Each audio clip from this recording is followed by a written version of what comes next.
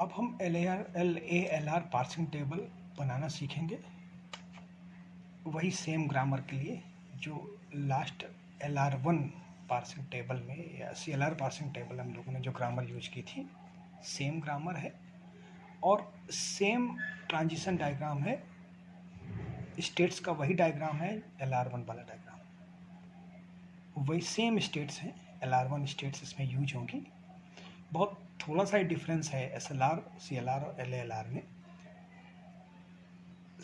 SLR में हम लोग जब पार्सिंग टेबल बनाते थे तो उनके रिड्यूस एक्शन डिफाइंड होते थे फॉलो यूज करके, फॉलो सिंबल, नॉन टर्मिनल्स के फॉलो सिंबल यूज करके। जब हम लोगों ने CLR टेबल बनाई तो उसके रिड्यूस एक्शन डिसाइड होते थे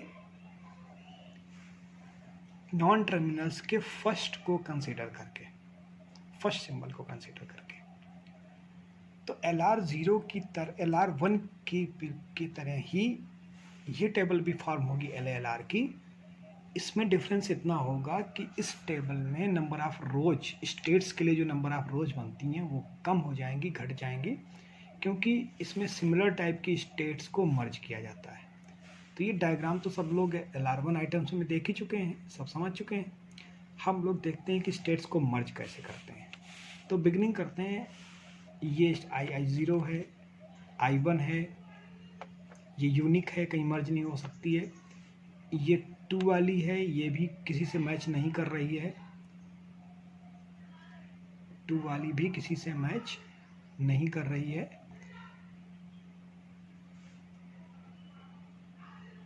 ये 3 वाली,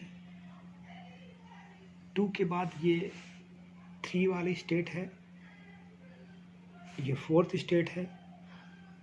तो ये छोटी सी स्टेट है, इसको पहले चेक करते हैं, क्योंकि एक I7 स्टेट और 4 स्टेट ये सेम दिख रही है। तो ये जो इस I4 स्टेट में आप देखिए C drives D dot for C and D both, और यहाँ पर C drives D dot for dollar.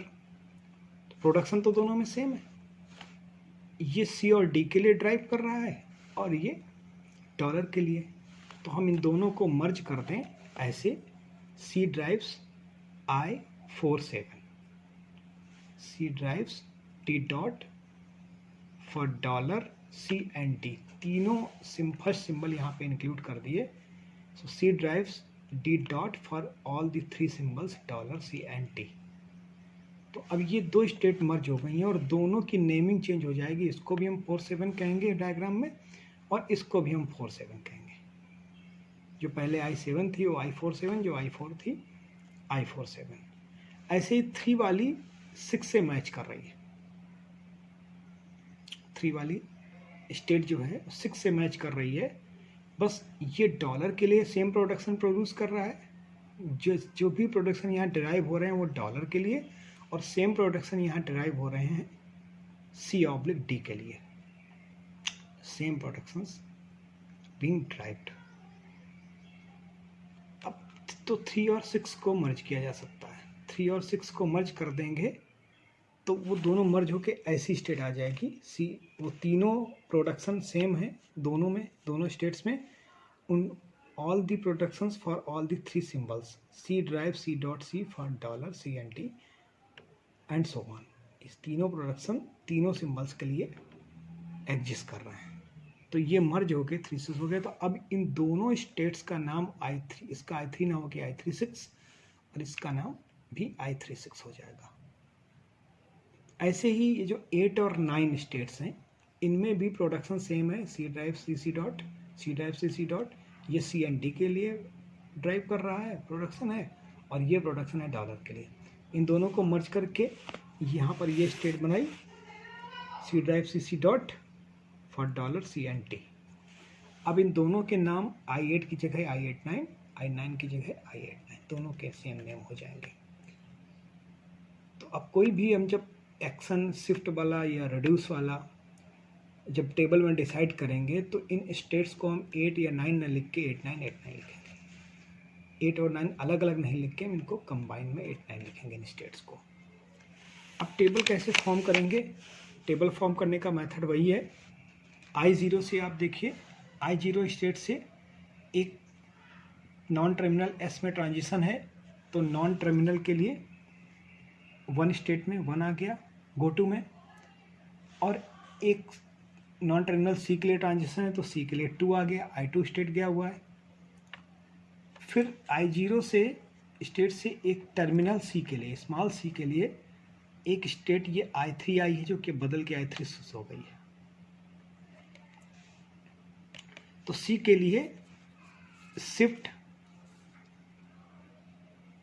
S36 और D के लिए 4 पे आया है, तो अब ये बदल के 47 हो गया एंड रिनेम हो गया ये, तो D के लिए 47। I0 से ये 4 टेबल की एंट्री डिसाइड होंगी, एक शिफ्ट मूव S36, एक शिफ्ट मूव S47 और 2 गो टू मूव्स 1 एंड 2।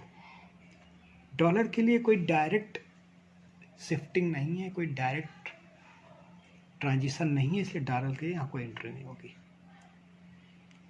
अब 1 के लिए ये एक्सेप्ट वाला हम लोग डिस्कस कर ही चुके हैं कि जब I0 से 1 में जा रहा है तो केवल एकमात्र ये प्रोडक्शन है और इसमें डॉट राइट मोस्ट पोजीशन पे है और स्टार्ट सिंबल इसमें इंक्लूडेड है, ग्रामर का स्टार्ट सिंबल इंक्लूडेड है, इसलिए ये एक्सेप्टिंग स्टेट होगी फॉरवर्ड डॉलर। डॉलर के लिए ये एक्सेप्टिंग स्टेट हो जाएगी, डॉलर के लिए ये एक्सेप्टिंग स्टेट हो जाएगी। अब I2 पे आइए, I2 कहाँ है, ये I2 स्टेट। I2 से non terminal C, capital C के लिए I5 पे एक ट्रांजिशन है, तो I2 से कैपिटल C के लिए 5 गो टू एक्शन डिसाइड होगा और I2 से 2 ट्रांजिशन हो रहे हैं, एक C के लिए और एक D के लिए। C के लिए 6 पे जा रहा है लेकिन अब ये 36 हो गया, तो यहाँ S36 लिखेंगे। D के लिए 7 पे जा रहा है लेकिन अब ये 47 हो गया है, तो D के लिए 47 लिखेंगे। तो C के लिए S36 और D के लिए S47। बस यही डिफरेंस था, बाकी पूरी टेबल इसी तरह से फिल की गई है। जो रिड्यूस एंट्रीज हैं वो भी इसी तरह से फिल की गई हैं। एक रिड्यूस एंट्री को देखते हैं, जैसे ये वाली R3 फिल की गई है, कहाँ से, 47 से। 47 स्टेट ये है, ये 47 स्टेट से, इससे कौन सा रिड्यूस एक्शन डिसाइड होगा, ये प्रोडक्शन नंबर कौन सा है ग्रामर में, C drives D drives, production number 3 है, तो यहाँ पर कौन सा रिड्यूस एक्शन परफॉर्म होगा, R3। R3 किसके लिए परफॉर्म होगा, D के लिए, तो D के लिए ये R3 यहाँ पर परफॉर्म हो गया, ठीक है, D के लिए परफॉर्म हो गया। किसके लिए परफॉर्म होगा, D के लिए। और ये 4-7 मर्ज हुआ है, 4 और 7 मर्ज हुआ है, तो मर्ज होके क्या बना है, I47 $C एंड D, तो तीनों के लिए R3 यहाँ परफॉर्म हो जाएगा, तीनों के लिए। इसी तरह से 8-9 के लिए R2 तीनों के लिए हो जाएगा। आप देखेंगे ट्रांजिशन डायग्राम में 8-9 को, ये भी 8-9 है, ये भी 8-9 है।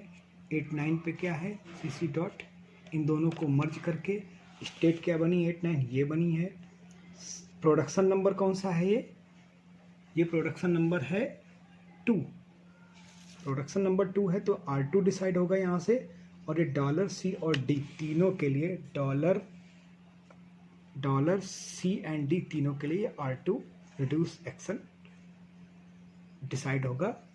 तो ये टेबल जहाँ पर इसमें 0, 1, 2, 3, 4, 5, 6, 7, 8, 9, जहाँ 10 एंट्री होनी चाहिए थी वहाँ पर केवल 7 एंट्री रह गई हैं। 1, 2, 3, 4, 5, 6, 7 रोज रह गई हैं, 3 रोज कम हो गई हैं, टेबल थोड़ी सी कम हो गई है। अब नेक्स्ट हम कुछ आपको डॉक्यूमेंट्स देंगे जिसमें हम ये आपको टेक्स्ट फॉर्मेट में बताएंगे कि इन सारे पार्सिंग में डिफरेंस क्या होता है, किसके बेनिफिट हैं, किसके क्या एडवांटेजेस हैं और किसके क्या डिसएडवांटेजेस हैं।